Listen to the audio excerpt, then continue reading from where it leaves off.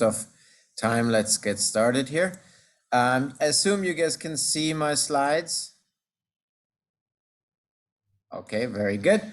So, well, welcome to the first meeting of the Nuclear Engineering Department at UC Berkeley. Welcome to the campus. Welcome to our program. This is very exciting to have you. This is going to be a very special year for many reasons. I'm Peter Hosman, department chair, and I'm really excited to have you all in our program for the years to come. The reason this is very exciting is because, first of all, we're coming out of this lockdown, and we're going to anticipate having classes in person, yeah, with restrictions and all that, but we're all looking forward to having you all back and have really face-to-face and interaction with all our students. So this is wonderful. The other great thing about this year is it's actually one of our largest years we had in the department. So in theory, there should be 32 undergraduate students enrolling in our program. And this is among the largest cohorts we had. And so very excited to have you all and to interact. It's a great large group of nuclear engineering students in Berkeley. For today, I guess I have you for another 20 minutes or so, a little bit of a welcome and introduction. After this, Professor Abigail is going to talk about diversity, equity, and inclusion in the department and on campus in general. After this, Professor Frattoni is going to talk about the curriculum, the classes, the logistics of getting your degree. And subsequently, Wimple Hall is going to talk about the Department of Interaction as an advising, as her role as an advisor and administration of such. We have to talk also about safety. This is nuclear engineering, and safety is spelled should be spelled in very capital letters here. We all care about that. Make sure we can all go home in one piece. And then Spiro is going to talk about the American Nuclear Society from the student perspective, what it has to offer for you. Dr. Hanks is going to talk about E11, a class we offer for incoming students to introduce you to nuclear engineering, a little bit of hands-on work as well. And then there is a question and answering at the end. So feel free to interrupt me anytime there's a question, but other than that, I guess move ahead. So welcome to Berkeley. This is one of the very beautiful images of Berkeley campus. If it's not cloudy in fall, unfortunately, it's never quite. It's a little bit more cold and cloudy usually, but it clears up a little bit later in the year. And you will hopefully encounter that campus is not going to be that empty. We had a year and a half where it was more empty like this, but in the future years to come, it will be rather crowded and lots of interaction in person with students and faculty in the years to come. Our department has quite a long history going back, in fact, to the very early days for the nuclear enterprises. So, of course, Berkeley itself was founded 1868, a while ago. It was originally 4 individual schools which were unified together under this one university, and they became UC Berkeley then. Oppenheimer, who you probably know from history class and physics, became a professor at UC Berkeley as well, and founded Lawrence Berkeley Lab, and also invented the cyclotron, which led to the discovery of many elements on the periodic table here in Berkeley. And of course, Berkeley is one of the very few towns memorized for that on the periodic table as berkelium. Our department originally emerged from the mechanical engineering department in 1959 and was built or the Echeverry Hall was built for it. There used to be a reactor on site, a trigger reactor. In fact, it's underground, right where this field here is. That's where the reactor used to be, that hall, and this is underground here. There's soda hole built on that spot, and so for that reason, the reactor had to go. But the experimental hall still exists.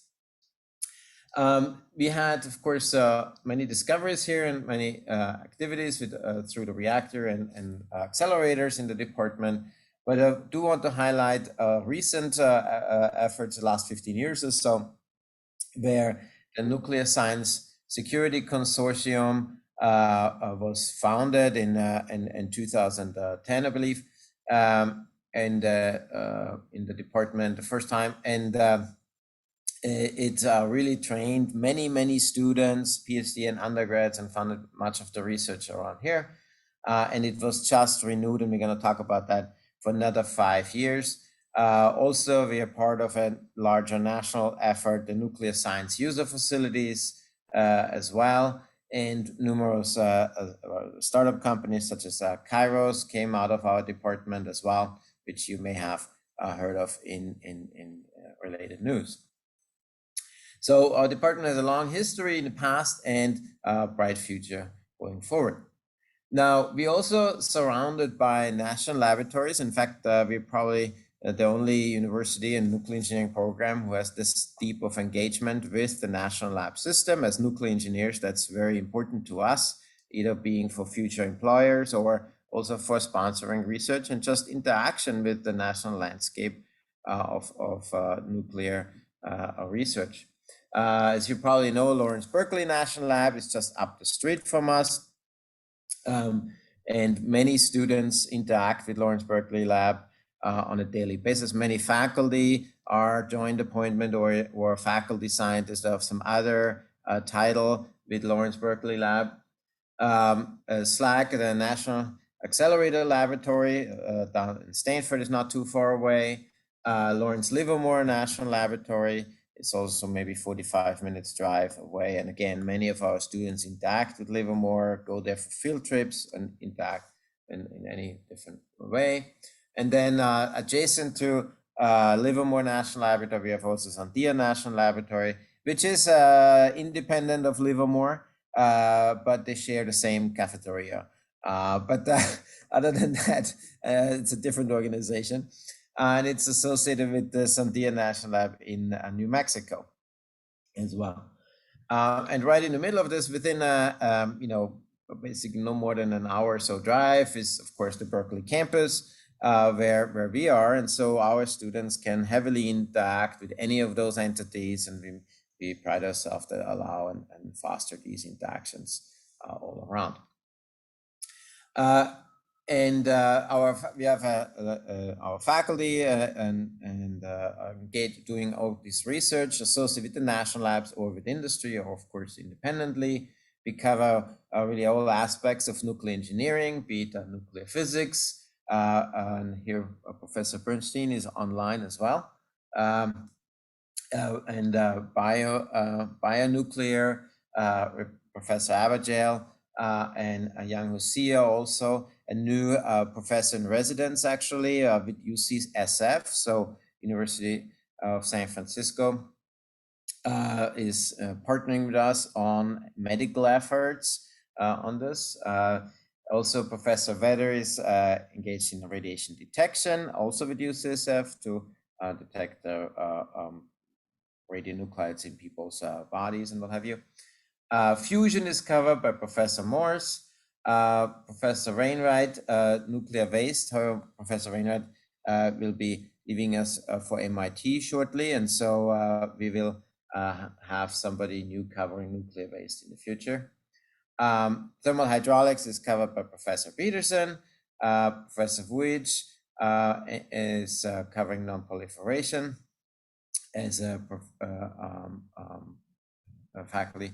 And then we have reactor design and computational efforts by Professor Slaybaugh and Frattoni, and materials and chemistry being covered by myself and Professor Scarlett. And of course, accelerator physics and even dark matter research is covered by, close to circle, by Professor van Bibber and Schroeder from Lawrence Berkeley Laboratory. So we cover really a lot of aspects of nuclear engineering in our department, and we really hope that you get engaged with, of course, through the classes, but also outside of classes, in individual research efforts, in just interaction, communication with anybody. If you have any interest in any of these topics, feel always free to reach out to the professors. That's what professors do best. They like to talk about their research. In fact, they talk more than you probably want. And that's why they became professors in the first place. So make use of the fact that we love to talk about our areas, subject areas, and you're probably going to learn a lot about it, or maybe more than you ever wanted to know. But really make use of this opportunity. We are a small department with no more than about 200 students in total, and so with that, we really have the capacity to interact with everybody individually. So please make use of it and reach out to anybody if any particular area appeals to you. And of course, if you want to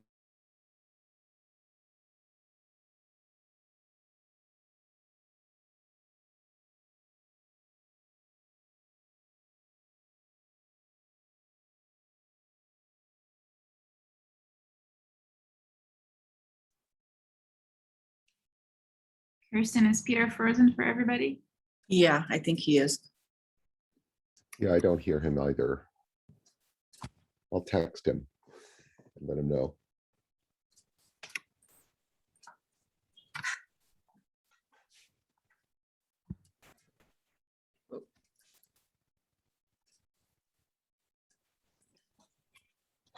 So let's wait a minute and see if he comes back on.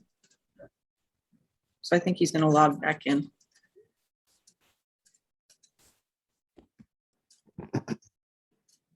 I just texted him. Sorry about that.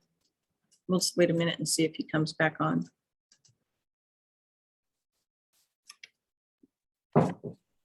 Who's excited about leaving this Zoom stuff behind? Oh, yeah.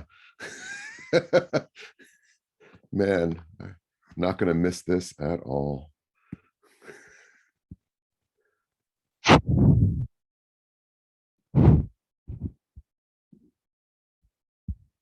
gonna be fun to be in a room, and if somebody stops moving, you have absolutely no doubt that it's because they actually stopped moving.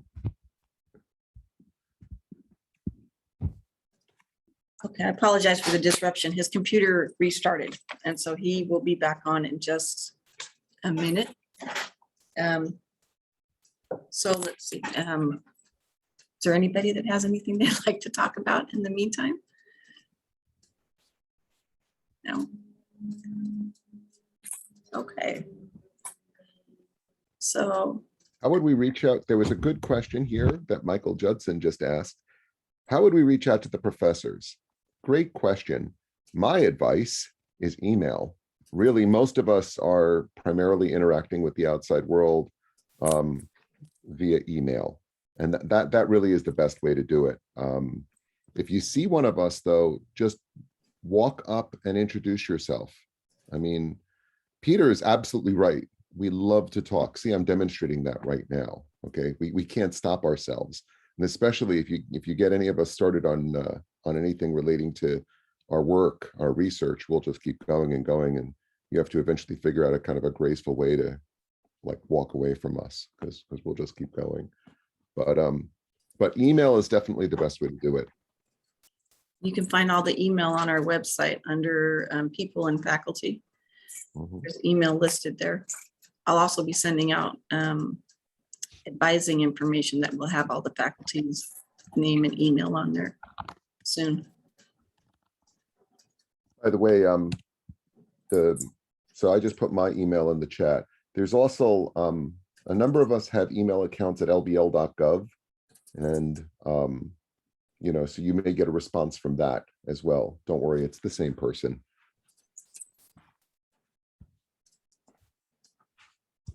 Are there other questions? I like this. You can just type them in the chat. I'll try to answer them.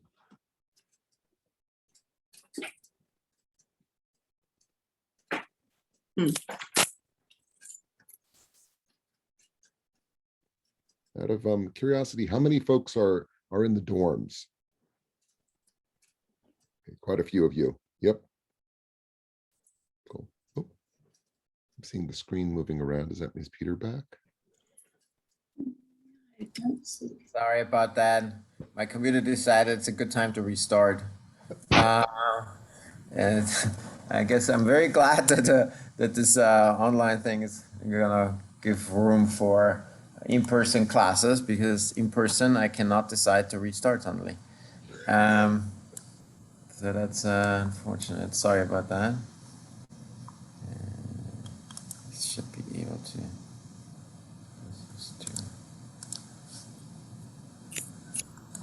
All right. Sorry. Okay, so yeah, left off was to say that it's really important to get engaged with the department, with the faculty, if you really want to take advantage of the fact that you're at Berkeley and the research university where all this really world-class research takes place. You will also interact with our staff. Here, Vicky Garcia being our department manager, Hannah being our assistant, Christina helps us with planning events and being a front office a person of contact. Kirsten being really a student service, so she's responsible for really interacting with all your program cards, make sure you stay on track, any kind of other issues you may encounter. So she's probably your most important staff member you will interact with. If you do laboratory research, you will probably also encounter Andrew Gupser as our lab manager, and Alan Boland, who's going to speak about safety in a few minutes. Also, so I'm as a department, we have obviously the chair, having me being the chair function. Professor Frattoni is the undergraduate students faculty advisor. Professor Abigail being the diversity, equity, inclusion, and belonging advisor. Professor Vedder being the faculty advisor for graduate student matters, and faculty advisor for American Nuclear Society. Thanks, Professor Peterson.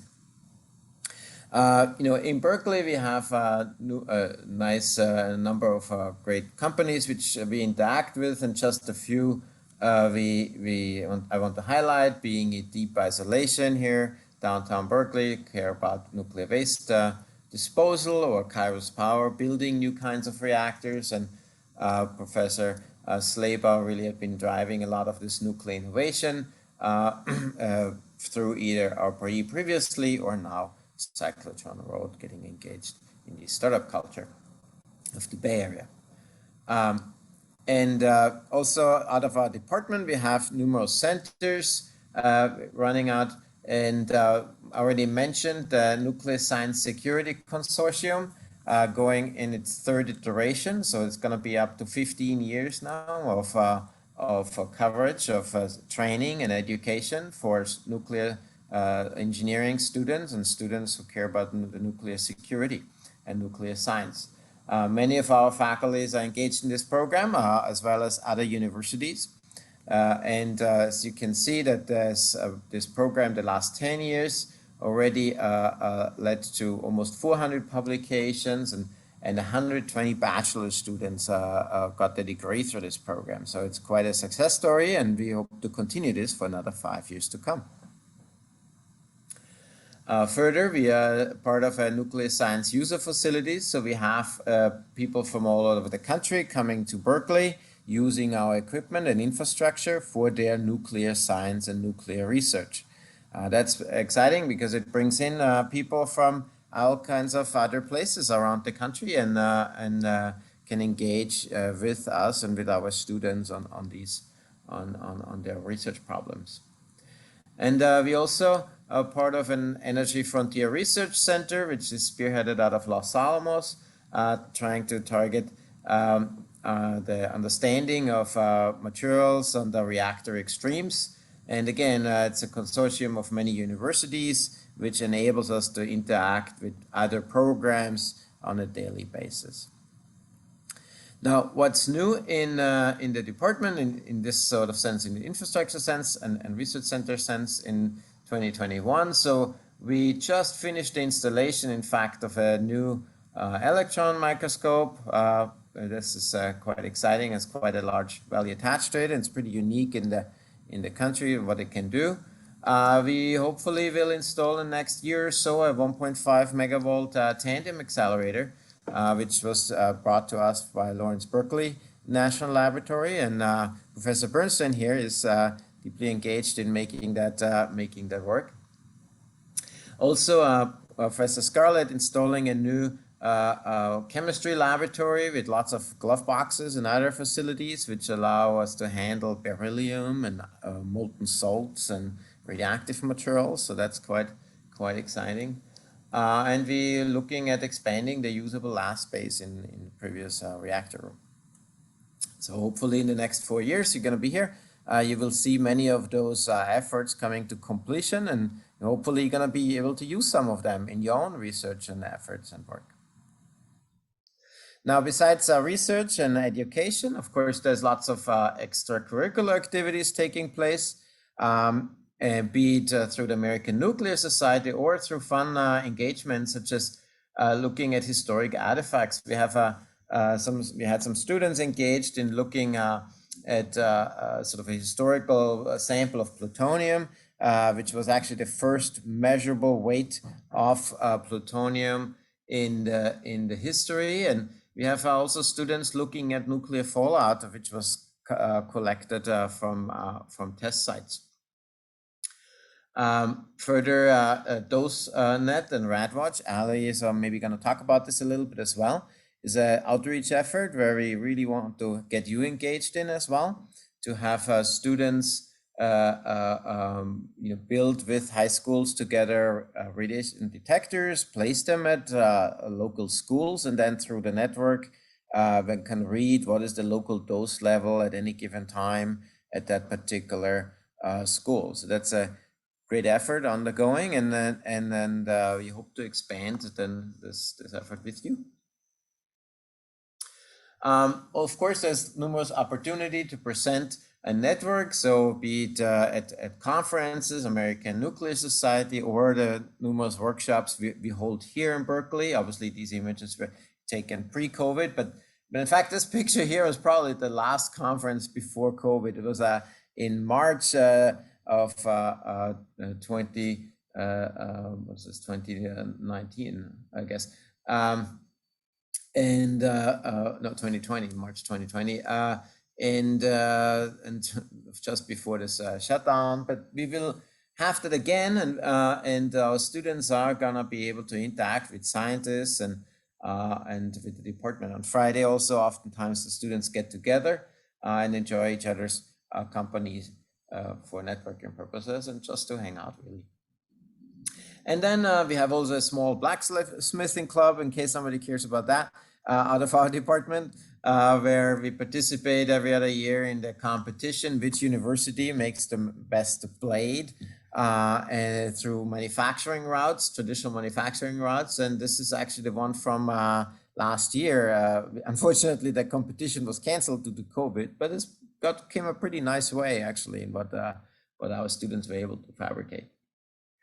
So with this also, there's lots of fun outdoor activities in and around Berkeley. Of course, this is pictures taken by students. So Hivo, for example, took this one up in the Sierras sometime, go hiking, and I really enjoyed this image here.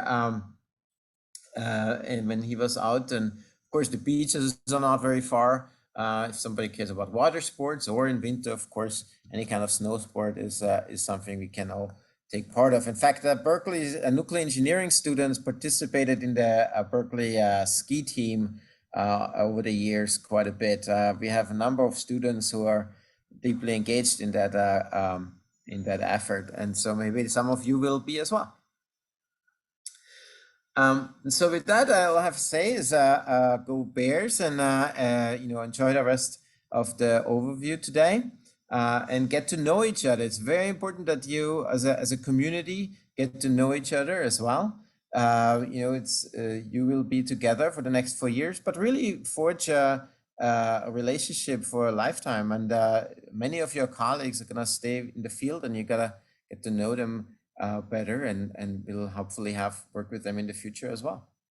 With that, thank you very much, and happy to take any questions. No? Can you hear me all right? Sure. All right. I said a question about Chem 4A versus Chem 1A. I saw in the description in Chem 4A that it goes over nuclear materials. And so I was wondering if Chem 1A also does that as well. Okay. So in particular, the class schedule, I think Professor Fatone is talking a little bit about it, but in terms of topic of nuclear materials in Chem 4A versus the other class, to tell you the truth, I don't know. So if that covers much nuclear material, but if you have interest in nuclear materials, just send me an email and we can meet up for coffee and talk about it anytime. And no matter if they cover it or not, but you're going to learn it from us either way. So don't worry about it. I actually have a second question too. Sorry. I'm wondering when and how we should start doing research. So I mean, it's a personal preference, right? What people want to do. I always recommend as early as possible, because that way it gives you more time to do it and more time to get engaged. We have undergrad students graduating with their bachelor's and several peer-reviewed publications under their belt. That's not uncommon, right? But it does require time, right? And it does require the engagement. And so the sooner one can get started, the better.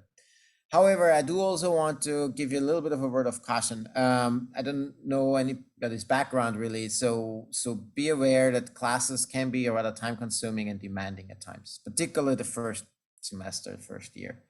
So while I really appreciate people want to get it early on day one as in research, I would suggest you may want to check out the classes, for a few weeks, see how you come along, what are your midterms going to be like, how hard it is, what's the time commitment with that, to make sure that you're not falling behind on classwork, right? Because ultimately it's the classes which get you, your bachelor's degree and which potentially may delay it. So that's one thing we do not want to see happening, that you get bad grades or have get delayed by a semester because of classwork. So from that word of caution, I guess that's why I would suggest just wait a little bit. But start the conversation early, and then you will see, after midterm season comes around, you will see how hard it is, how easy it is, how your schedule works out to get engaged in research. But in principle, the sooner the better. Gives you more time to get trained on all kinds of things, and more time to get engaged, and simply more time to write papers and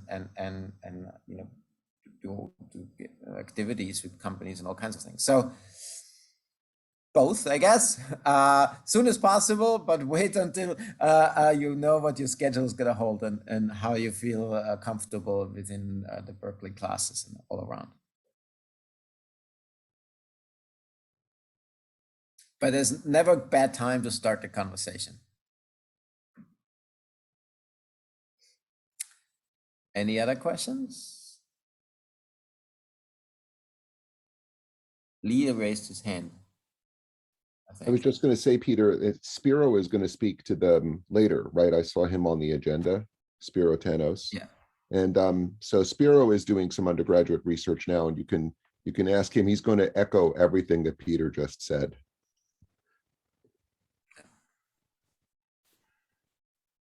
Okay, if there's no more questions for me for the time being, I guess our next speaker is Rebecca Abigail, if that's true. Okay, hi everyone. Let me share some slides.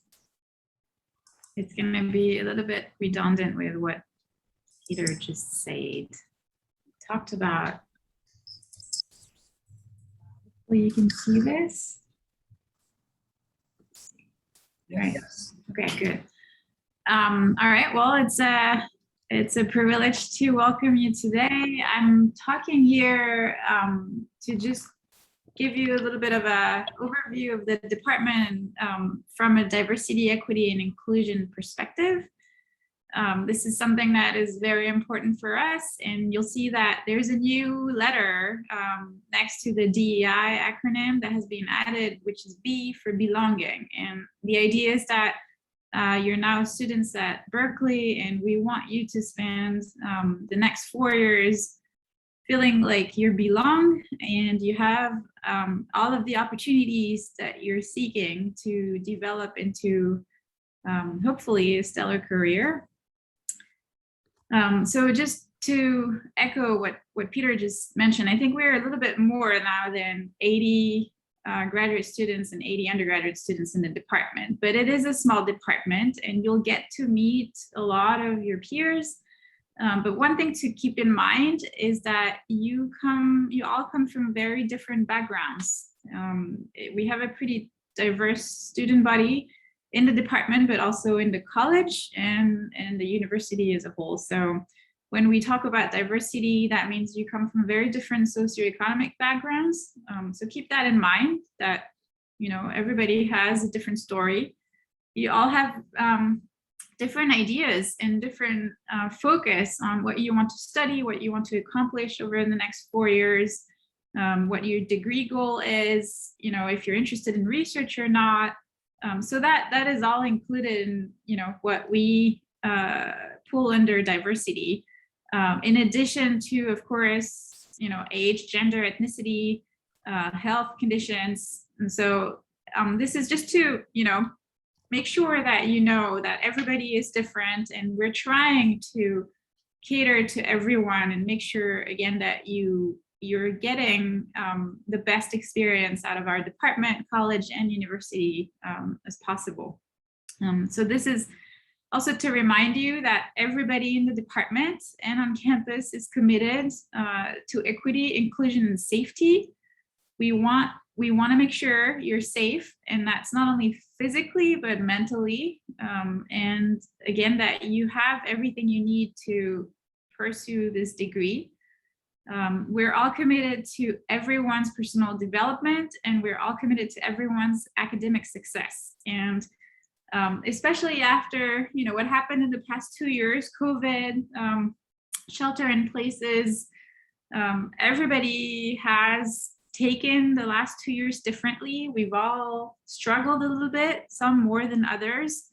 And so we're really hoping that this year is a little bit of a reset, but also we want to make sure that we can really help you focus and grow despite everything that's happening in the world, in your respective families, or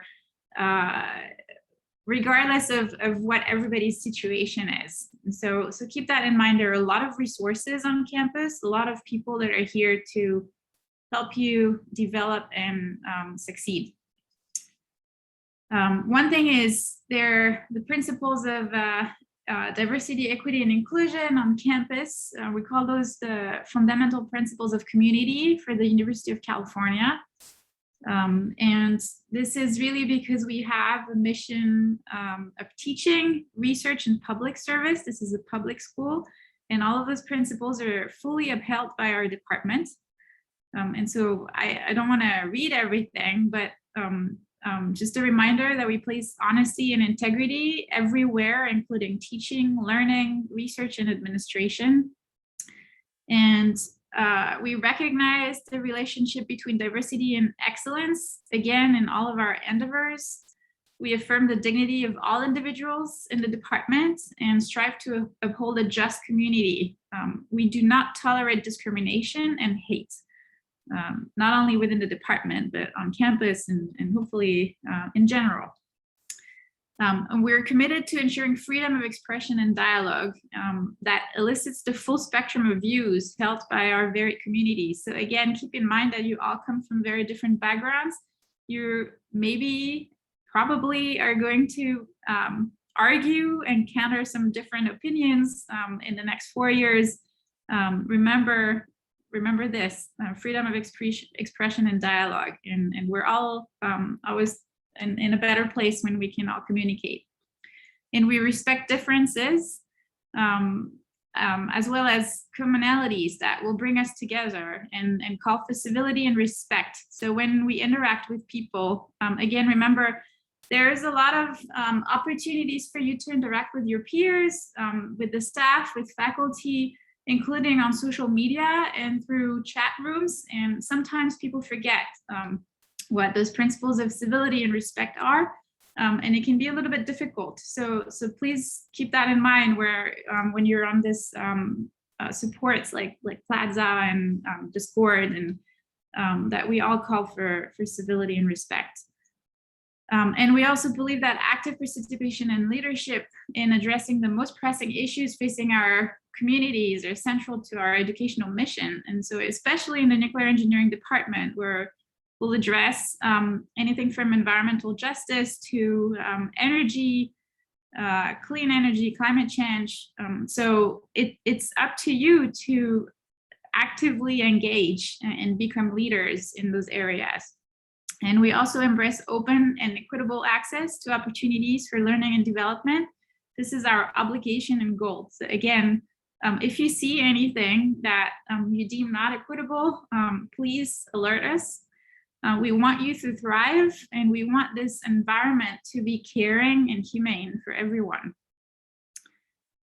So for this, this is a repeat of what Peter brought up. You need to know the faculty in the department. Those are the people you want to be talking to. They're approachable. They like to talk, as Lee just repeated also. Don't hesitate. Don't hesitate sending emails. If you don't get an answer, it's just because people are busy. So send another email. If you don't get an answer to your second email, go knock on the door. Making the request an appointment, or really don't hesitate. It's, you know, if you don't get answers right away, it's not because people don't want to give you answers, it's because they're busy. Everybody really wants to be talking to students and helping them. So if you go on the website of the department, there's a faculty page. You can click on every single faculty, and that will lead you to their personal websites and also their email addresses. So that's the easiest way to get everybody's email address. The same thing for the staff of the department. Those are the most important people. You'll hear from, you've heard from Kirsten. She's definitely the most important person for you and for us. Alan, in terms of safety. And again, this is a page on the nuclear engineering website, and the email addresses are there, and you should be able to reach out to anyone you want or need to easily. In terms of resources, if you haven't done so already, you've probably spent a lot of time already on our webpage, but please bookmark the website.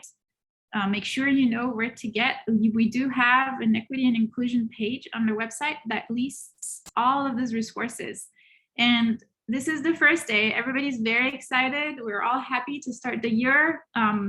We all hope that everybody's going to get straight A's and courses are going to be easy, and this is going to be a wonderful experience. But chances are that some of you will struggle a little bit, that there will be difficulties along the road. So remember that there are resources and that people are here to help.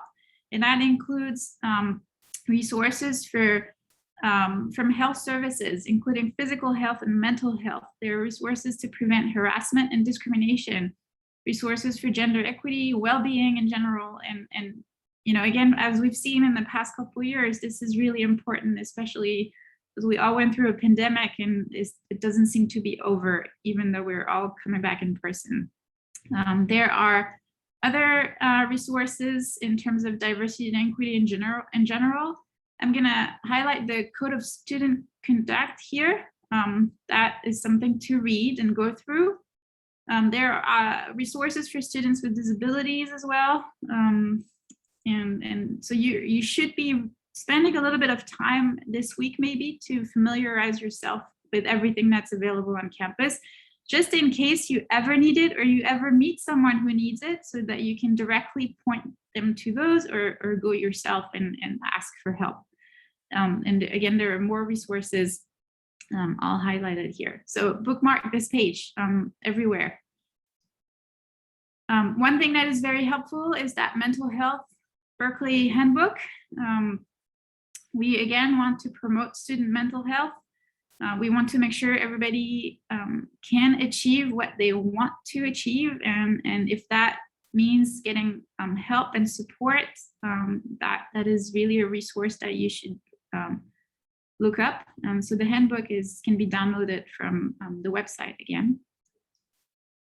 And then something else that we created a couple years ago, every year we reform this climate advisory committee, which is for the department. It's composed of faculty, students at every level, and staff. This is really just to provide you with a channel of communication. If you don't find it easy to talk to the staff or the faculty, it may be easier to talk to your peers. So we'll have an undergraduate student sit on the committee.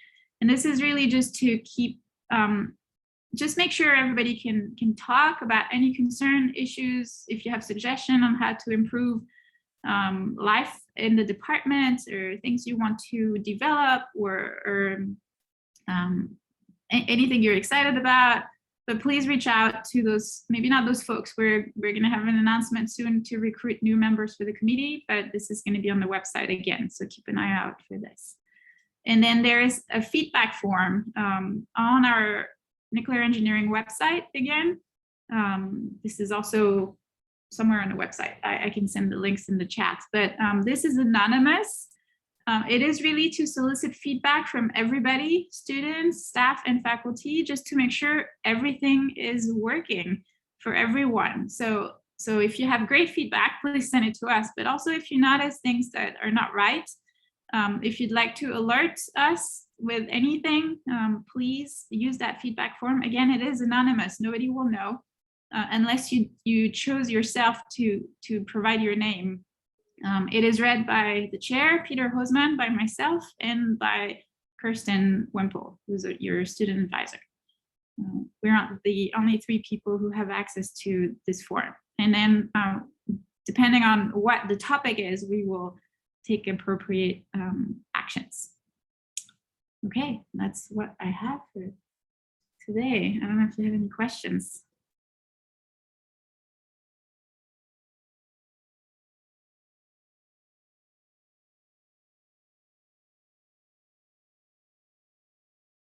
No questions. So I just one brief question about the Climate Advisory Committee. How would we see, or like where would they post how to apply? Oh, so there will be an email coming through that will tell you if you're interested, please contact us and we'll make sure that happens.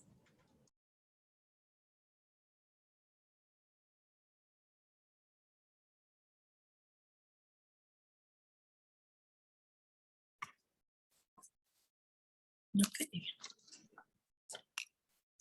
All right, so do you want to move to Max?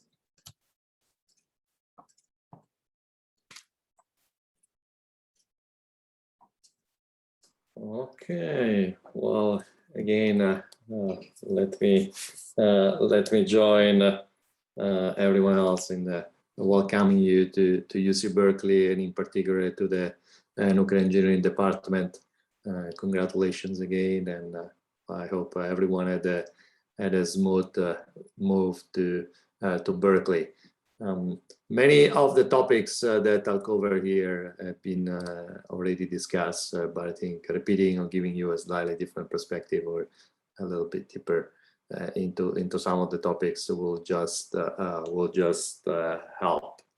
And I'm assuming that as part of those orientation, we have both freshman students, but also transfer students. So please feel free to, I'll try to cover both aspects as we talk about the curriculum, and feel free to ask questions regarding both aspects. First of all, let me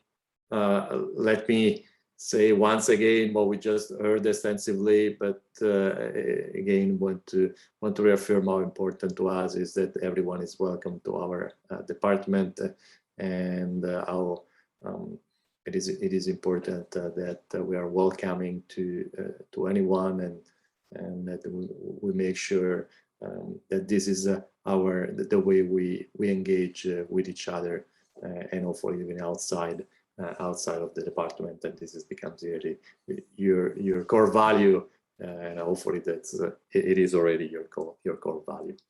Let's talk about curriculum first of all. If you don't know where to go for the curriculum, the College of Engineering department, the College of Engineering website has all information about curriculum. and you can dig through academics and then get into the program for nuclear engineering, or go straight to it using the website that is right here on top. So our curriculum has a lot of flexibility built in it, but there are some strict requirements, and my suggestion is that you get familiar with it. You get familiar with what are the requirements, and making sure you comply with those requirements so that we avoid drama when from years from now you're about to graduate, or a little bit less than 4 years from now you're about to graduate, or 2 years from now if you're a transfer student, and then you realize that, well, I'm missing one requirement and now I need one more semester. So we definitely want to avoid that kind of situation. So my suggestion is make a plan, make it early, changes as often as you like, because that's a possibility, but always have a plan, because I think that's going to help you work through the requirements, or work through the classes you want to take. Also, we offer classes in the nuclear engineering department only once a year. Other classes offer twice a year, and also during the summer. But as you're getting into your senior year and you're taking any classes, remember, it's either the spring or the fall. It's never both. So that also will require some planning, and also you want to pay attention to prerequisites, because those will allow you or not allow you into classes. So this is what it looks like, our curriculum right now in a table form. You have your prerequisites, your basic requisites here: calculus, chemistry, physics, and your humanities and social science classes, reading and composition, and so on. Probably many of you will have AP some of these classes, so you will have the advantage to be able to skip those classes. So if that's the case, I always suggest to work with your engineering student service advisor. Those are the people that know the best the technicality of navigating the curriculum, and I'll go back in a second who is the person, but I always suggest to check with them, and also as you're getting closer to graduate, check with them that you're checking all the boxes. Okay. In the second year, mostly you're still going to see a lot of math and physics classes, but also we have our material science class, MSc 45. That's getting you into more technical topics, and also we have our electronic circuits requirement. You can choose a list of classes for this requirement. There is one particular class that we offer. There is E11, and Dr. Ali Engs that teaches that class, is the instructor for that class. I think is here with us, so she can tell you more about the class. But definitely we would recommend that you take E11 unless you have an interest for another class within that group. You're probably going to hear later on that E117 is a difficult class because to get in, or better in general to take, because it's not offered. So we do provide alternatives, but you probably figure it out later on. In your fall junior year is when you start getting into nuclear engineering. With your introduction to nuclear engineering, and then in the spring when you get your core nuclear physics and reactor physics class. And if you guys might have noticed, I'm doing childcare on the side, so my daughter really wants to tell me something. What do you want? Okay, yes. Sorry about that. And when you see technical electives here, those are the classes where the freedom of the curriculum comes in. Okay, unless the class is specified as those that are here specified, you can choose classes you want. So technical elective is any class, upper division class in engineering, physics, science in general. We have total 29 technical electives, so that makes for about 10 classes that you can choose.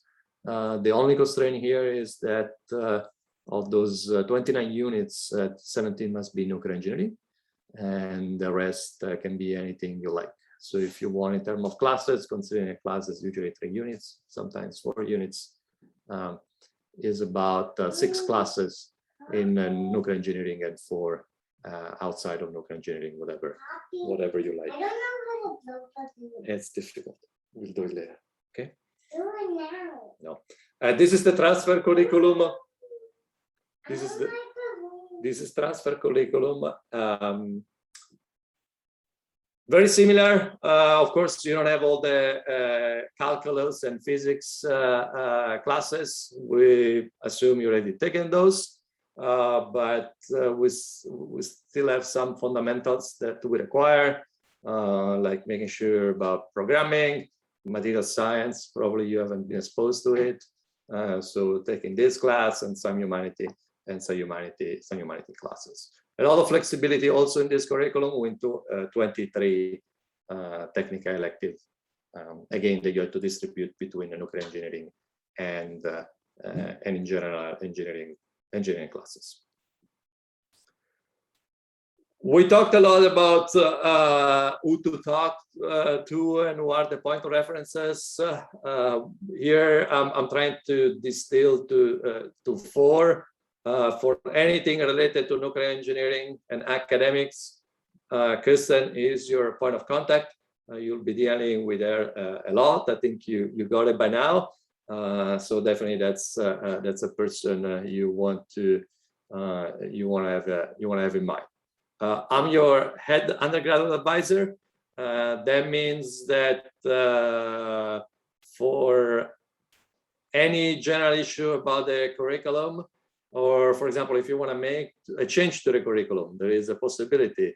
You want to, I don't know, you want to take computer science 61A instead of V7 for programming, then you need a petition. It's a yellow form petition you get familiar with. And then that's to come to me. I need to approve that that petition. Or sometimes, I don't know, people change classes about ethic requirements. They want to take one class rather than the other. So for any change you want to make, this to the curriculum that is not already specified, we need a petition, and I'll need to approve it. Then there is the engineering service advisor, student advisor, and this is Andrea Valencia. She sits in Bechtel in the engineering center, and that's the person that has the widest knowledge about curriculum, about requirements, about how getting into classes. That's the person that is going to check your list of classes that you've taken and make sure that you have complied with everything once you graduate. So I would suggest to engage with her at some point. You don't have to do it tomorrow, but maybe at some point during the semester to make a plan for classes, what to take, when not to take, when classes are offered, when they're not offered, what is the best strategies. If there is a class you really want to get in and you know it's difficult to get in, again, talk to her. This is the person that again knows the best the curriculum and knows the best the mechanism of the college and of the university. Each one of you will be assigned a faculty advisor in NE. So again, we said Kristen is going to send you an email. And again, that's the person that we suggest you see once a semester, usually when it's time to sign up for classes, to talk about classes you want to take, what is your plan, what are your interests. Even this is an opportunity if you're interested in research. Say, oh, how do I get engaged in research? And anything else you'd like to talk about any. It is not mandatory. We don't require that you see your faculty advisor, but why not? I mean, we usually set aside time every semester when it's time to sign up for classes. to meet with students. So that's sort of a special occasion where you don't need to knock at our door, you don't have to send an email that we're not going to answer, not because we don't want to, but because it happens. You just can show up and discuss whatever you want to discuss. So I think it's an opportunity that I would really advise every student to take. And we know that this year is a little bit different year. We talked about going back in person, but if we're taking calculus, if you're taking physics, I'm not sure, probably those classes are still going to be online because of very large classes. So maybe some of the classes you're taking still not going to be in person, in particular for freshman students.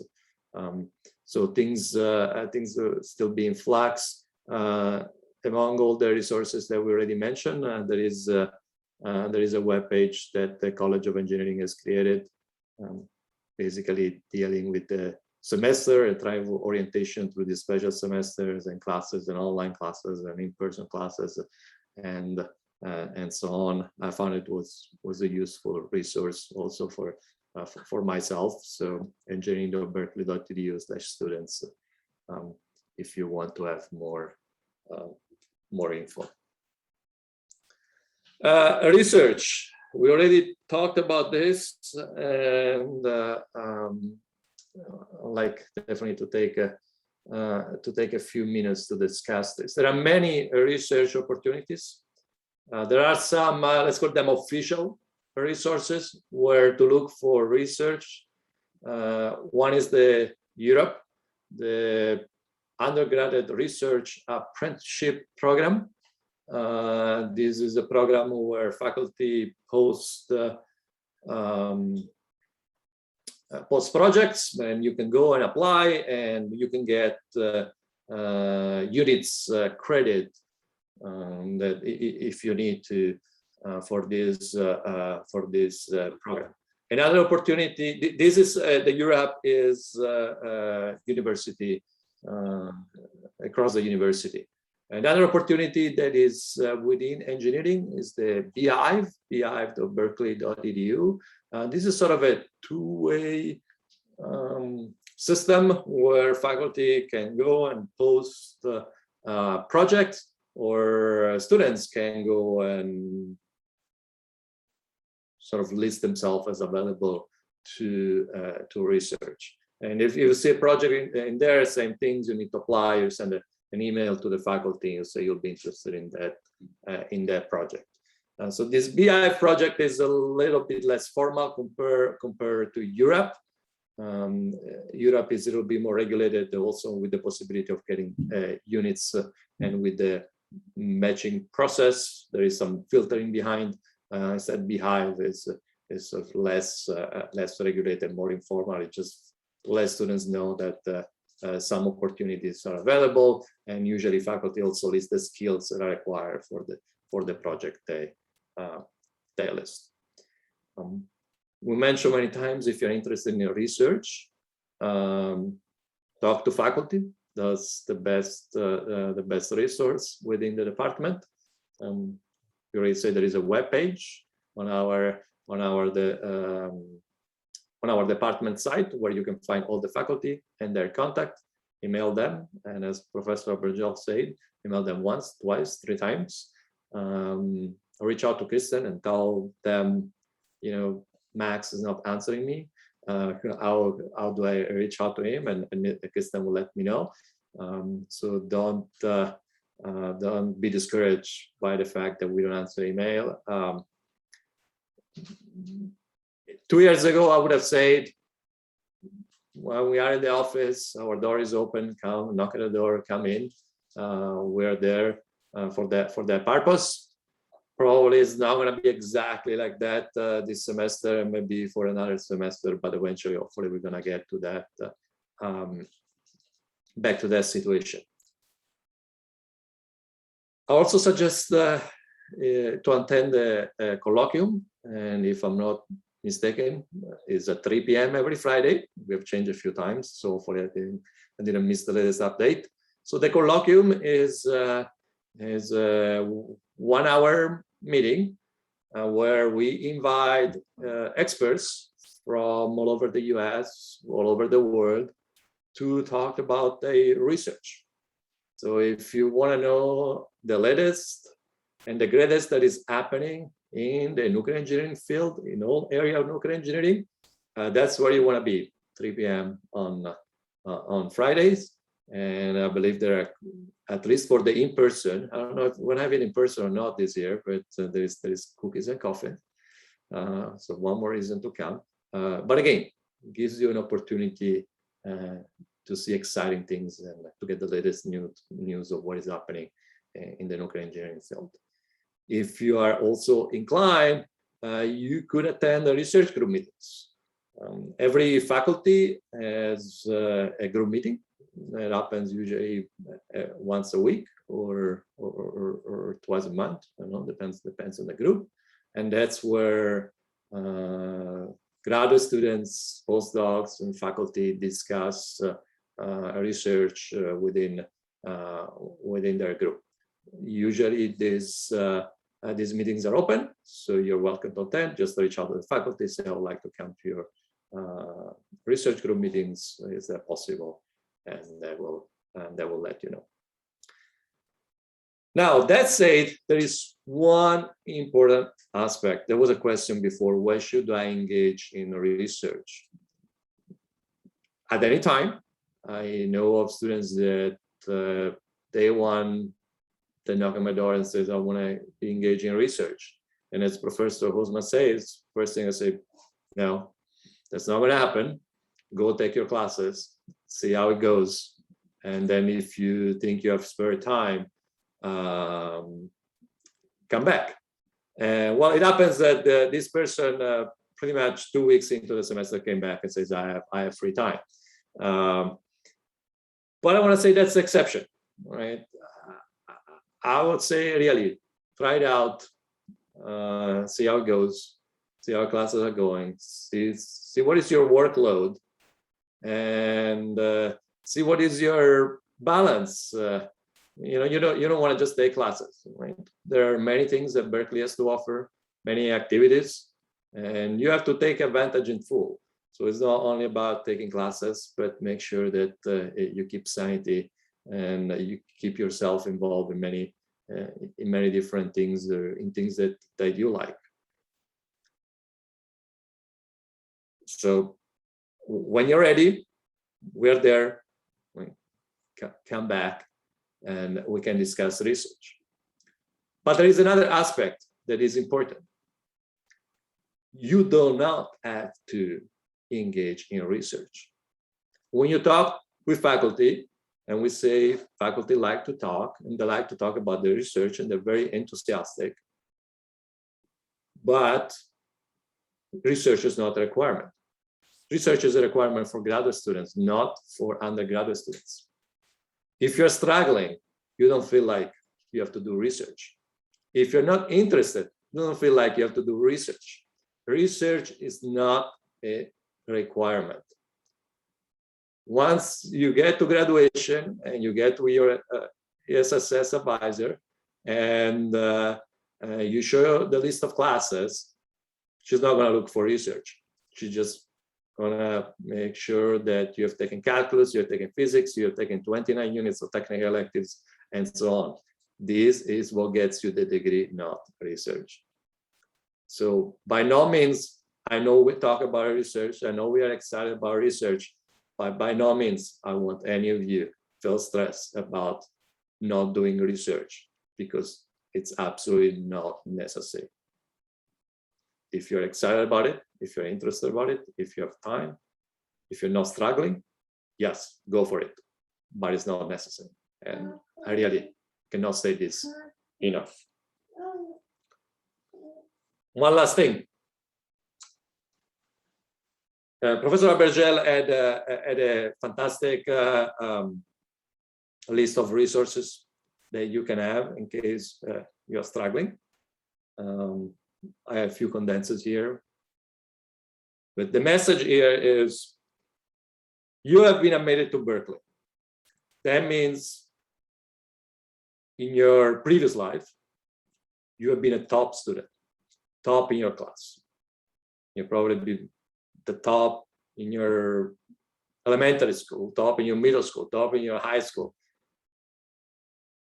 Now you are in a class of top students. And by nature of things, as much as we would like that every one of you gets an A, unfortunately, we know that's by experience, that's not going to happen. Okay, so I think you might find yourself struggling, not being that anymore top of the class. That's nothing to be ashamed of. That's nothing bad. It is very important that if you find yourself in this stress situation, you reach out and you look for help. We are here to help everyone to thrive, to learn.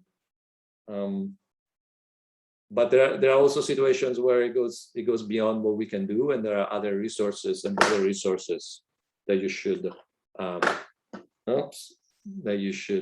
you should rely on.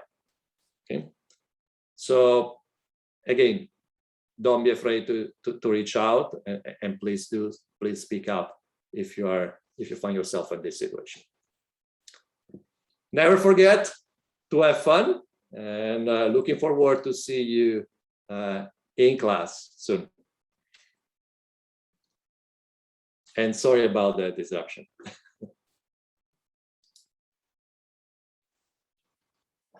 You want to say something? No. Questions?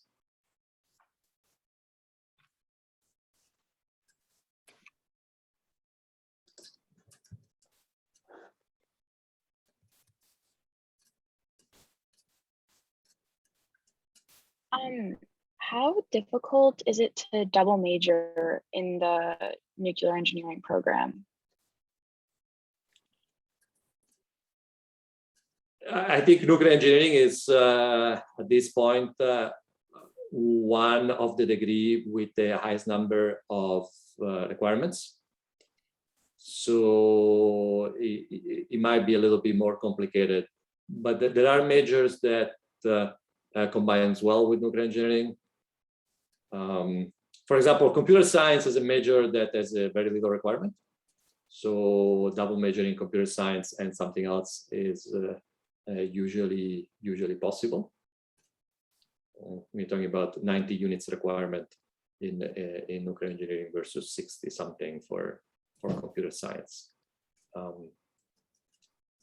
And there are some majors that that definitely gets closer to nuclear engineering, like mechanical engineering, material science. So they might be easier to get double major with those. There's also another possibility that is a joint major, where those that's a major by itself basically, but the combines aspect of the different major. So, for example, material science and nuclear engineering, or mechanical engineering and nuclear engineering. Those have similar requirements to regular major. So you don't have to do additional work. It's the amount of work is pretty much similar. The only thing is a little bit more restrictive. So you don't have much choices. We have chosen already for you what you have to take in mechanical engineering, what you take in nuclear engineering, or what you take in material science, and what you take in nuclear engineering. So they're much more fixed. There are very few technical electives that you can choose from. One caveat, if it is important to you, I don't know, is that joint majors are not ABET accredited. I personally don't think it's a big deal, but some of you might feel strong about that. So you need to know that. Regarding the ABET accreditation, how important, I was wondering how important that getting an ABET accreditation is.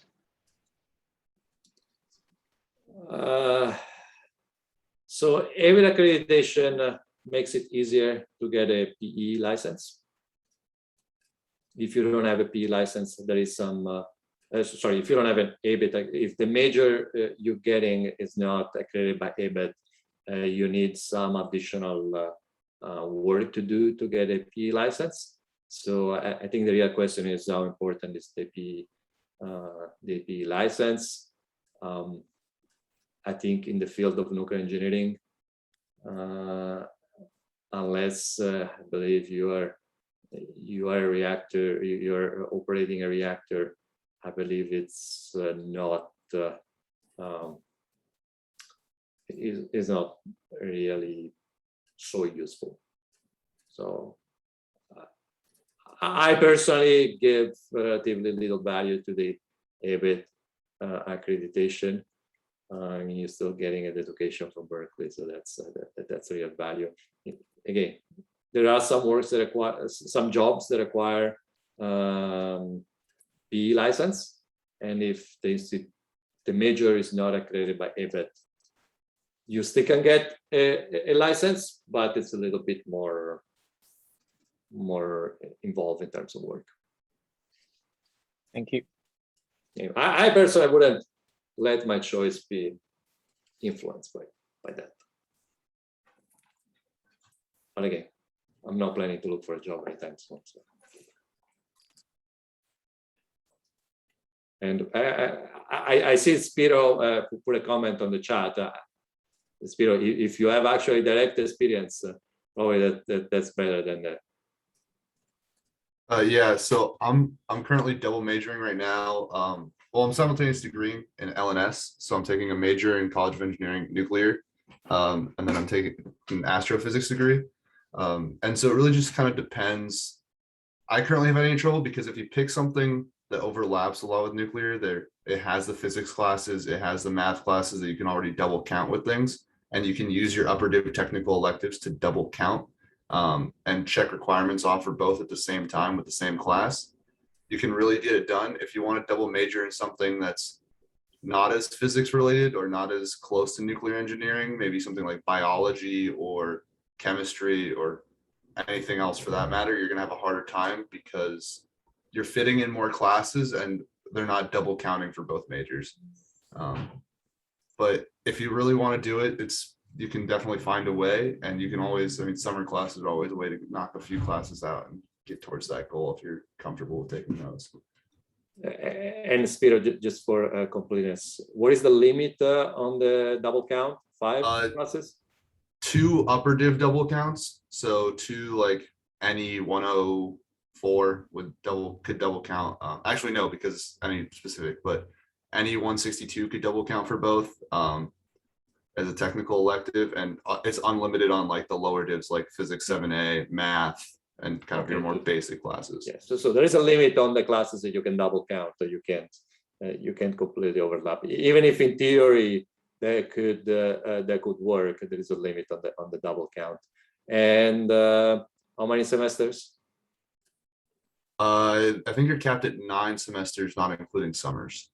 9 semesters, not including summer. Okay, so the other factor that you have to count in is you have to budget at least for 1 more semester. And I see Andrea is also here. And Andrea, yes. do we give allowance for the 10th semester for double major? So hi everyone, nice to meet you. My name is Andrea. I'm the new ESS advisor. I'm just starting, so I'm learning a lot, but you'll be hearing from me soon about appointments and all that. But yeah, I just wanted to jump in. So if you're a simultaneous degree, you're able to overlap 2 upper division courses. The lower division don't matter, but 2 upper division if you're a simultaneous degree. But if you're a double major, you have to take into account that you have to, you're able to overlap 5 upper division, but at the same time, you have to have 5 upper division distinct courses for each major. So something to think about. Another thing that I wanted to add is double majoring is awesome if you're able to, but at the same time, you have to think, what are those extracurriculars that I also want to do that Professor Fertoni was talking about? So if you're double majoring, would that still allow you time to do research, right? Or to get involved with student organizations and stuff like that. So it does take some planning, but it is going to mean that you're going to be taking a couple of more extra classes for that double major or for that sim degree. So just keep into account those things. And yeah, you do get an extra semester as a double major or simultaneous degree. So as I mentioned in my slides, Andrea is the knowledgeable person about the curriculum and everything else. So she can answer this question better than everyone else. Thank you.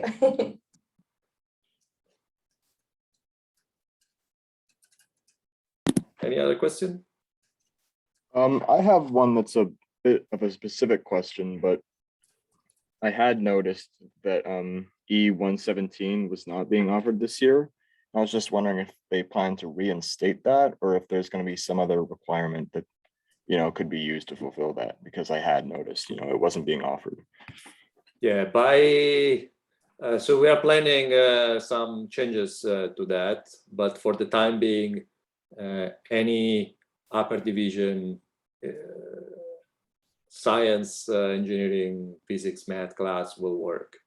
So basically it's considered as a technical elective as long as it is not offered.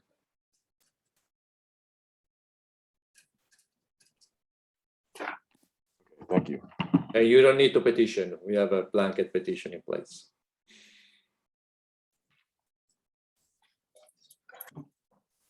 Any other questions? How do you petition to take more credits than like the credit limit? I'll leave that one there. I don't know. Can you? Do you need to petition to take more credits? That's a great question. I mean, do you mean about your 120 units that you need for graduation? No, like per semester. Like if you were going to do a double major and you didn't want to like go into the extra semester and like you wanted to just like take another class, but like if you're at 17 credits and the one more class is 4 credits, I know you can only take 20 and a half at the cap right now. So like, is there a way to petition to take like 21? Yeah, that's a great question. Thank you for clarifying. So yeah, you would have to reach out to your ESS advisor, so to me, to put in that request. But do take into account that we don't approve those requests for freshmen, because taking over 20.5 units means a lot, right? So we first have to see if a student has done at least one semester to a year at Berkeley to see what was their workload, you know, were they able to handle you know, over the 12 units, and how did they perform? So like if I see a student that, you know, straight A's or pretty good grades, then you're very likely to get that approved. But if we see that you didn't do so well, you know, we don't want to encourage students to enroll in more units than what's needed, just because we want you to do well in your courses. And remember, these are technical courses. You're going to be taking about 3 techs every semester. So that's a lot of work that you're going to be putting in, you know, to work outside the classroom and so on. So you can put in that request, but remember, we're not going to be approving for your first semester. But in the future, you can definitely email me and we can talk about it. And I will put my email in the chat. So if you all have questions, you can feel free to email me. Remember that also this afternoon, right outside 230 Bechtel from 1 to 3, there's going to be student orgs outside. So if you're on campus, you can come check that out. You can come say hi to me in person. So yeah, very excited about that. But yeah, to answer your question, that's it. Okay, thank you so much. Yeah, not for this semester, but maybe like next year or something like that. Yeah, for sure. So hopefully, you know, by then we met in person, hopefully. So yeah, we can definitely talk about that. Okay, thank you so much. If I may interject here, as the double major, as like doing the double major, originally I was planning on that, but 20 units is definitely a lot, especially when you get into your any 100 classes and your upper div, like 3-digit classes. It starts really taking a toll, and you can maybe do it with your lower div classes when you're still in your double-digit classes, but I tried doing it last semester and it's really too much to also be able to relax and actually have a life and enjoy college things. So I definitely really think about it, because in the end, you really want to spend your time at college being at college and not just stressing out over classes all the time. And that's kind of like the advice a lot of people gave me, and it definitely think it over and make sure you're not overstressing yourself, because burnout is the biggest thing. And by junior year, you still want to be able to take your classes and not just kind of have to sleep through everything because you're burned out from the first 2 years. And to just add on that, I'd say that there are minors that exist, and I was planning on either doing a double major or a joint degree, and it did become overwhelming. So I decided to opt for the minor, and it has more flexibility to choose things that you want to focus on, especially in upper division courses. So I'd say like to look into that as well.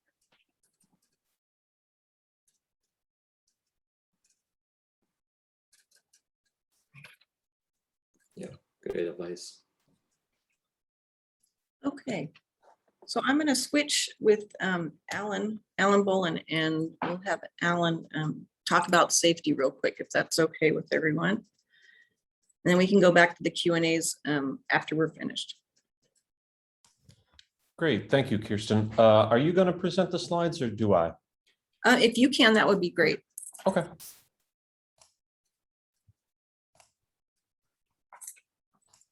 All right. Hopefully you can all see my presentation. Let me know if you can. This is going to be real quick. I'm Alan Boland. I'm the safety coordinator for the Department of Nuclear Engineering.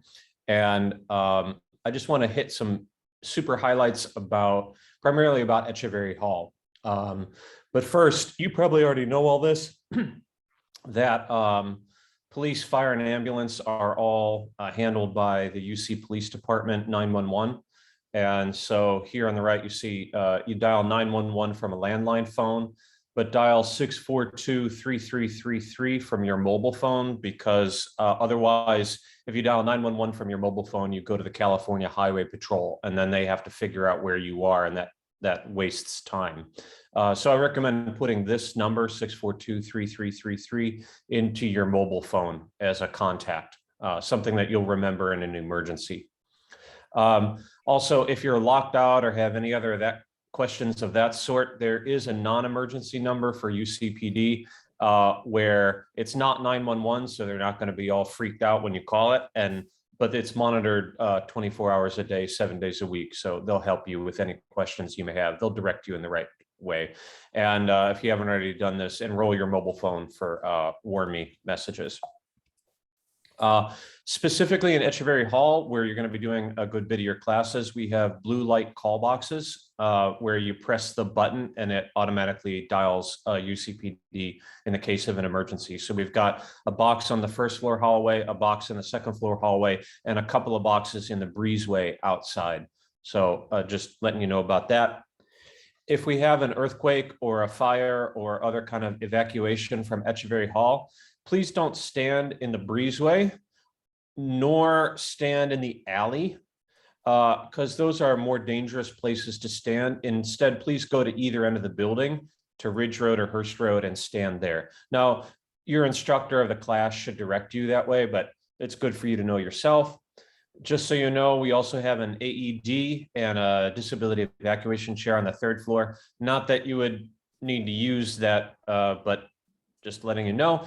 And then most importantly, before you start doing research, talk with the professor's lab safety contact and get trained in lab and building safety. Because switching from being a pure student to being a research affiliate is a change in status as far as the university is concerned. And that triggers your need to take some of the most basic safety training, even if you're just doing research for like computer type stuff in an office. Depending upon your status, you may need to take a really basic safety training. That's it. Thank you for your attention. Back to you, Kirsten. Okay, so that was quick. And so because of time, I'm just going to go over briefly just some information about department advising, which Professor Fertoni touched on quite a bit of it, but we'll still go over it real quickly.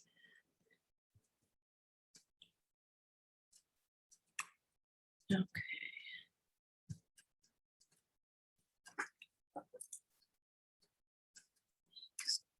Sorry.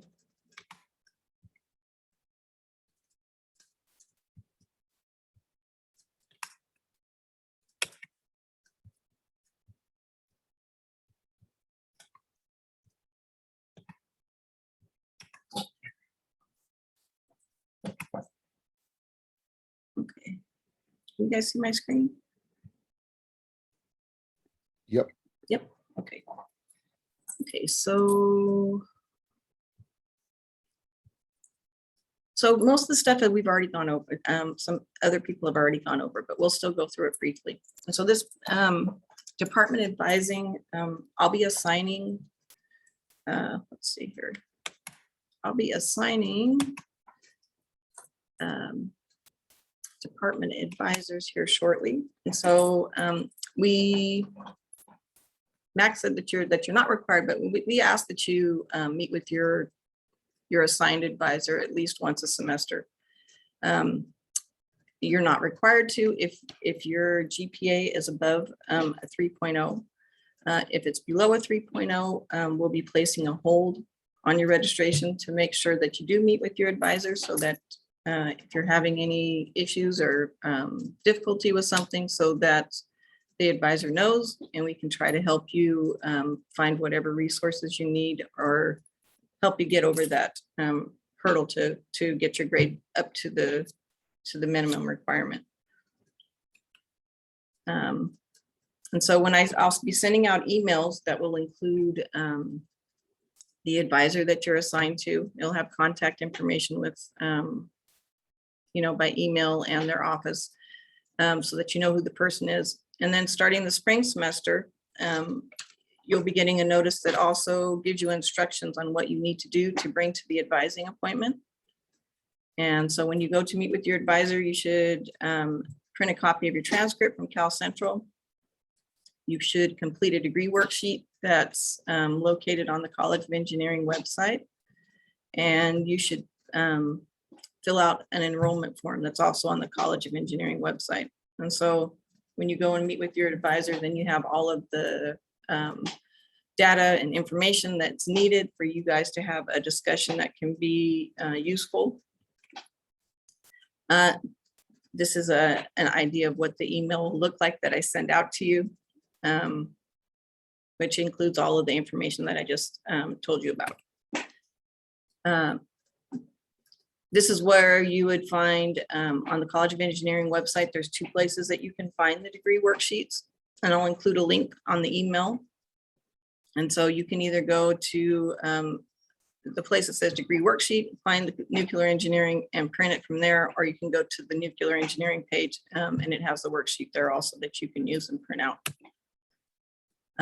This is the enrollment form that you'll need to fill out. And in Cal Central, when you log into Cal Central, if you click on the academic records tab, it will give you a link for you to print a copy of your transcript. Professor Fertoni went over this about when you would contact any. And so Andrea, that you just listened to, is pretty much your main contact for all requirements. Anything that has to do with your courses and progress toward your degree. If you have a petition or anything where you're wanting to have an exception, that would go through our department. And so if you bring it to me, I can make sure to pass it to Professor Fertoni so he can review it and issue an approval. Once you have the approval, you take it back to the ESS office, send it to Andrea for processing. This is the yellow petition that you would need to fill out and send to me. And you can either contact me and I can send you a PDF, or I think you can find it on the ESS website also. I believe it's listed there.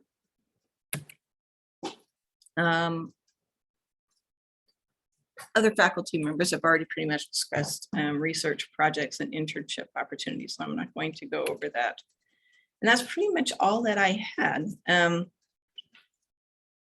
Yeah, so that's pretty much all that I have. Is there anybody that has any questions about department advising? We pretty much have gone over most of what happens already, so there wasn't much to talk about. Any questions? No. Okay. Well, welcome everyone. We have somebody from ANS here. We have 2 people actually. that would like to talk to you about ANS and if you'd like to get involved. And so I'm going to pass it over to Spiro. Can I share my screen? Sorry, let me sorry, just getting the presentation up.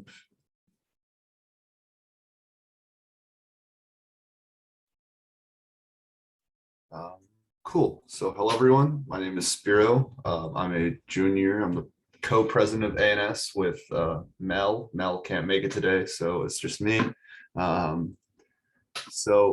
First, welcome to Berkeley. Congrats on getting in. Welcome to college, and it's a great, I mean, making it here is the achievement enough, so congrats on just getting that far. ANS is a UC Berkeley, we're a student chapter that deals with community outreach regarding nuclear science, and then just department involvement through events, social events, professional events, and outreach events. We have no membership dues. We're just here to kind of like get together. A lot of you don't take your really nuclear engineering classes till junior year, and so ANS, like as a freshman and sophomore for me, was like my only connection to the nuclear department, and it's a great way to meet people in the major. You get a lot of help with upper diff courses from people who have already taken the classes, and just get to meet people in the department, kind of just learn, kind of get your bearings. We do a lot of professional development. We meet industry reps. We typically have talks with General Atomics in San Diego, Kairos Power, which I believe Professor Peterson from here founded and is in Alameda County, just a couple bus rides away. We have talks typically with Deep Isolation, a nuclear waste storage company based here in Berkeley. And we're always trying to expand and meet new kind of companies and be able to kind of learn about their process and what they do. And we also kind of do other things like help with LinkedIn and help, how do I write a resume? How do I get headshots and events like that? We also do a lot of academic stuff. We do tours of campus labs. We do peer mentoring, and kind of just exposure to the nuclear major. So it helps you kind of get in. You'll learn a lot about nuclear just from other people in the group. You'll learn about it. If we do lab tours. So you get to see kind of what's going on in the department. And it's a great way to kind of delve into the topic, get prepared for your upper diff courses. We also do a lot of outreach. We have Nuclear Science Week this year, every year, and just kind of learn about nuclear, teach other people about nuclear, because many of you may know, when you read the news, not a lot of people like nuclear. So we're trying to spread information so that people can kind of more understand and see the whole picture. And we also teach and help at local elementary schools. We haven't done that for the past 2 years because COVID, but hopefully this year in the spring, we'll be able to go to some elementary schools and do some outreach events there. And then we also just have some social events, just kind of like have fun. You get to meet people in the major, we just kind of hang out. We do karaoke. We have a lot of trivia nights, kind of study jams, so you can get help from people who've taken the classes in Physics 7A and E7. They're terrible classes when you're taking them. Come get help. It will really make your time easier. Upcoming events, we have 2 major upcoming events. We have peer advising this Thursday. So like today, you've gotten a lot of information and you might feel a little overwhelmed with everything from GBO, everything from the day. So come Thursday, there's going to be a lot of us. We're going to be able to help break down your questions. We've gone through these first 2 years. And so we kind of know what's really important for you to know and be able to help break it down so you can kind of have a better idea from us who have already gone through it. And then we all have our general meeting 2 weeks from this Thursday. And that will just be kind of our first meeting for the semester and our kickoff event for the rest of the semester. Other than that, here's our information. Let me find a form. My apologies, I thought I had the link copied. I got it, Spiro. Oh, thanks, Laura. Fill out the form. If you can give us your email, that way we can contact you and keep you updated with all our ANS events, and you can kind of hear more what's going on with that and stay involved. I think that's all I have. Thank you for your time, and welcome to Berkeley.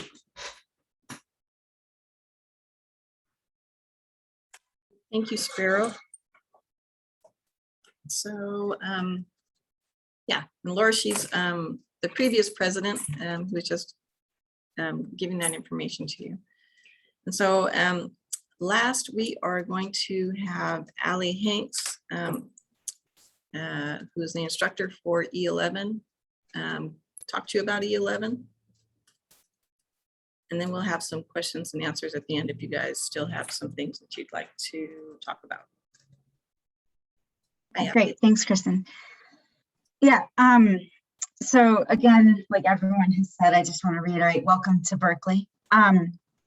And I think that this class has already been mentioned a few times. I don't have slides. I just wanted to sort of advertise this class and encourage everyone to enroll. So just a little bit about the class. So this is kind of a new introductory class that we've been offering. And I think pretty unique in that you get to do some really hands-on work. And you get some exposure to nuclear engineering concepts very early in your career. I think if you noticed in the general curriculum timeline, the standard track for nuclear engineers doesn't involve a nuclear engineering class until your third year. Though I think sometimes people take any 100 earlier. But so this is a great opportunity to take a nuclear engineering focused class in your first year. It's very hands-on. It's a relatively small class size, especially for a first-year class. There's a maximum of 40 students, and the lab sections are only 20 students. I'll go ahead and just show you. I think there's an email that sent this around, but just to kind of show you guys a little bit about it. What you get to do in this class is actually build your own radiation detector. There's a picture of when you're using like a basic microcontroller to do this. You're going to go all the way through the process of building the detector, developing software to acquire data with the detector, and then actually analyze it and do your own research project with it. So it's a very hands-on class. It's a pretty unique class. I don't think there are a lot of other intro classes that really involve this kind of hands-on work. And just as a final plug, it also does fulfill the requirement, your circuits requirements. You can take it instead of classes like E16A, I think, things like that. So it does fulfill a requirement. And I think the students that have taken it in the past, I hope at least, have had a lot of fun with it. So I really encourage you all to take it. There are no prereqs. It's very much intended to be a class where you learn everything you need to know for the class as you go. And you will also get to hear from graduate students about their research towards the end of the class, once you have some of the introductory concepts under your belt so that you can better understand what they're talking to you about. So that was my plug. Thank you for giving me the time to do this, Kristen. I strongly encourage you all to try to fit this into your schedule this fall. Great, thank you, Ali. Okay, so we have about 10 minutes left. Is there any questions that anybody has or things that you would like to talk about? Yeah, I have one question about the technical electives. So is that just to kind of like figure out and branch out into like what exactly you want to do with nuclear engineering, or do you kind of have to like just like pick a specific area like reactor design or like fusion and just stick to it?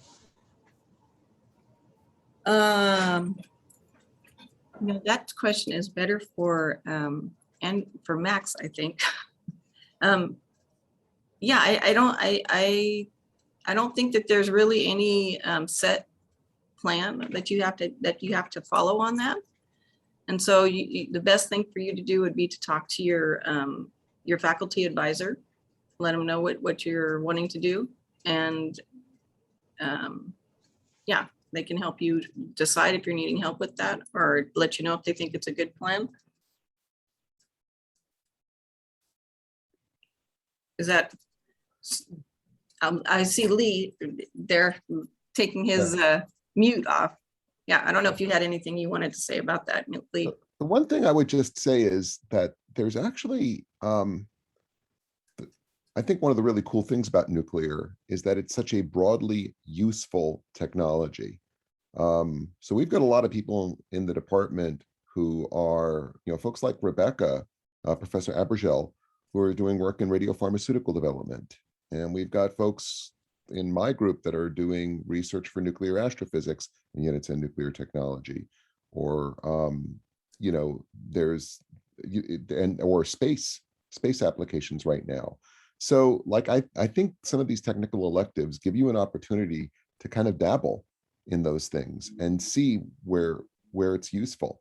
I mean, at the core of what we do is nuclear power production. but it's such an incredibly useful technology, right? I mean, it is the highest energy density engineering capability that humanity has. And so these electives let you go out there and kind of feel that stuff out and see the broader space of where it can be used. That's just my 2 cents on this. Thanks, Lee. Did that answer your question, Michael? Yeah, it did. Thank you. Just to let you guys know, we will be having, we're planning to have an event. We haven't set a date yet, but we'll be inviting you to an event out here, probably on the breezeway, sometime this semester, I'll just say. I'm not sure of the timing for all of us to get together and have lunch or something. Kirsten, one other thing I'd like to mention just briefly, or 2 other things quickly. One is I know that a number of you have signed up for freshman seminar. That's great. In fact, some of you are in my class, which is really cool. It's good to actually see you. And so that's another opportunity that you'll get to interact with people in a small setting, right? That's the whole idea behind that course. No more than 20 people, you and a professor, you get to interact with them. And also Peter mentioned this, there are get-togethers on Friday afternoons at Laval's, which has a large open courtyard. And that's usually, it starts around 5:15 p.m. Folks hang out there. It's mostly graduate students, but it's a very warm and welcoming environment. It certainly, you should be aware that that goes on as well. We also have an office hours with the chair open meeting that I believe will be continuing this semester, that we offer once a month. In addition to the coffee with the chair that ANS has. And so everybody's invited to that. It's kind of an open forum. You bring questions or things you'd like to talk about to the meeting. And it's kind of an open discussion. You'll have, Peter will be there, of course, but other faculty members sometimes join. And so that's a place where if there's anything that you'd like to ask or talk about, you can bring it to that time.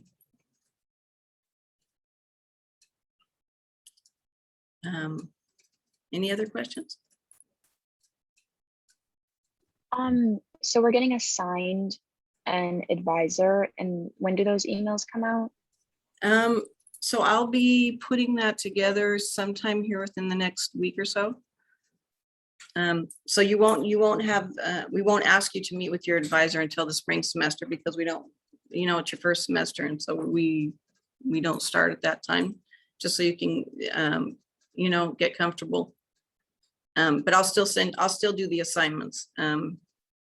Like I said, it'll probably be about a week or 2. Okay, awesome, thank you. Sure. Anything else?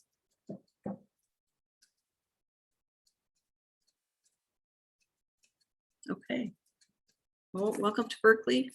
We hope to see you guys in Echeverry, running around or stopping by to say hello here sometime soon.